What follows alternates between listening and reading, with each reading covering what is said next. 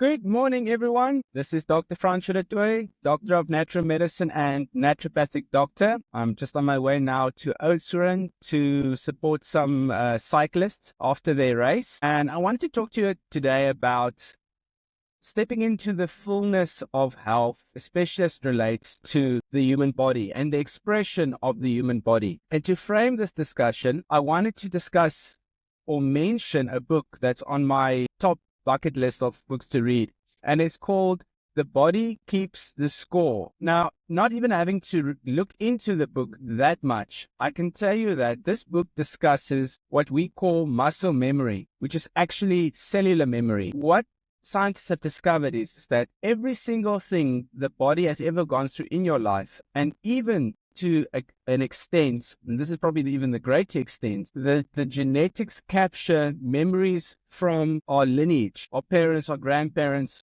all the way back. That's epigenetics. And what it means is that what we've gone through as a human species, even especially as what we've gone through in our own lives, be it stress, trauma, accidents, all of those events leaves a mark on the physical body, on the muscles, the nervous systems, and the cells. You can think of it like a frequency pattern. When you are in a traumatic event, a shock or a trauma, it leaves you could say a negative, or maybe you can call it an unhelpful frequency, like a bad feeling. And that's a frequency. And if the body accepts that, meaning if you accepted that this stress, this trauma, this injury is mine, for whatever reason, it's my fault, maybe a low self-image, your body captures that feeling, that frequency, and it remembers it. That cellular memory or muscle memory of the negative nature. What that means is that going through your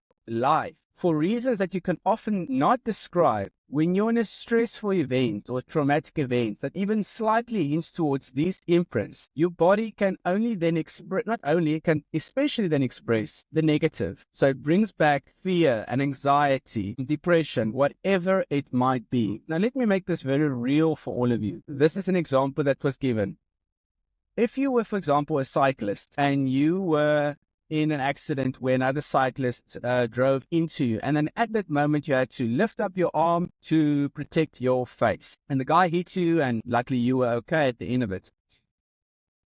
Tension in the future. Every single time you are in a stressful event where you think an accident is going to happen, it can be something that someone even screams at you. That has nothing even to do with cycling. You would automatically lift up your arm and protect your face. That means that the entire nervous pathway into your arm and into your muscles tightens up and protects you because of a stressful, traumatic previous event. And then sometimes people will think like, oh my goodness, why is my arm always in a spasm? Why is my right shoulder always going to spasm when I'm stressed or anxious or get into a frightful situation? There you have a working example of a nervous system connection to muscles, to the nervous system, causing a muscle memory spasm response. Now, why am I saying all of this? You can unlearn or untrain the body to let go of these negative patterns, of these stressful events. You can do this by, especially that I've seen that's been very powerful, massage therapy. Because in a therapeutic massage that is gauged towards helping people to not just resolve their physical problems, but also their mental emotional problems, you can, by talking and guiding a person through a massage session, you can release these muscle memory patterns, these negative frequencies from your cells, from your genetics. Now, that's one example. There's no one way. There's no just one correct or best way. It's about exploring how to release these patterns so that your body can actually express its fullness. What can a fullness of expression mean? It can mean that in the most stressful, sometimes in exactly the same stressful circumstance that you had in the past, like cycling, like maybe an impending accident might be on your way and you're a cyclist and you had that previous experience, you can suddenly experience joy, you can suddenly experience peace, and you can have soundness of mind.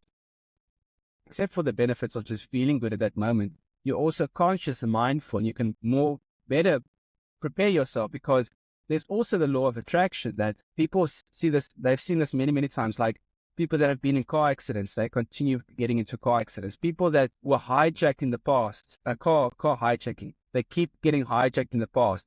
Why is that? Because your body potentially has captured a negative frequency pattern, and now it kind of, in a subconscious level, expects it to happen in the future. And because your body is emitting that frequency pattern, that sensation, your body actually can attract that event from happening in the future again.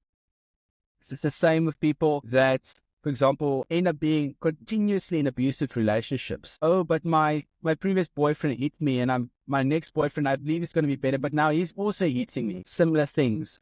The body, the mind, the nervous system, not letting fully go, not fully resolving, and then actually attracting the same situations, the same people in the future again. I'm going to give you another practical tool in terms of how to release these patterns. It's called trauma release exercises. It's called TRE for short. And what scientists have discovered is that when you've gone through a stressful event, and this is the same in animals, they start shaking. You know the situation if you're a pet owner, that when your dogs hear fireworks going off, they start shaking uncontrollably like a leaf. And the human body does the same, but we tend to suppress it because we've got a lot of negative associations surrounding shaking, like in Afrikaans to say, oh, bangbroek, scaredy pants, or like, oh, that's a sign of weakness. Don't do that, suppress it.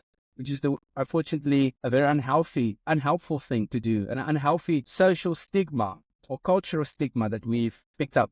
The body must express what it's gone through in terms of trauma and release it, be it through shaking, be it through screaming, be it through shouting, be it through dancing, be it through singing, whatever it means. But suppressing it, that's just anchors in the fact that negative frequency pattern into our bodies. The trauma release exercises was developed by a group of humanitarians that discovered that by helping people, this is now what came about with people that were in like earthquakes and in flooding areas where there was severe trauma in a whole group of people, a whole culture. And they noticed that if the people were able to shake, they literally were able to let go of that traumatic and stressful event and go on peacefully with their lives. But some people weren't able to do that because of the reasons I just mentioned, the social and cultural stigmas. And then when they were able to take people through stretches or movements that could help them go into what we call a tremoring response or a shaking response, they could actually fully resolve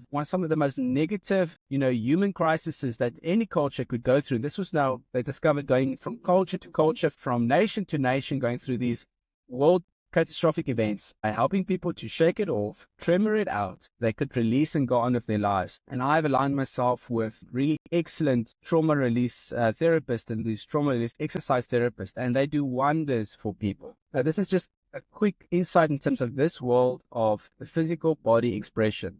Now, there's even one deeper level that I just wanted to leave of, going back to the first example, massage therapy. You would never know that your body is storing a negative frequency pattern or event if you've never had someone physically assess you, if you're not comfortable with a person touching you. Because then you'd never know, oh my goodness, I've got a muscle spasm here in my body, or I've got a tightness here in my body.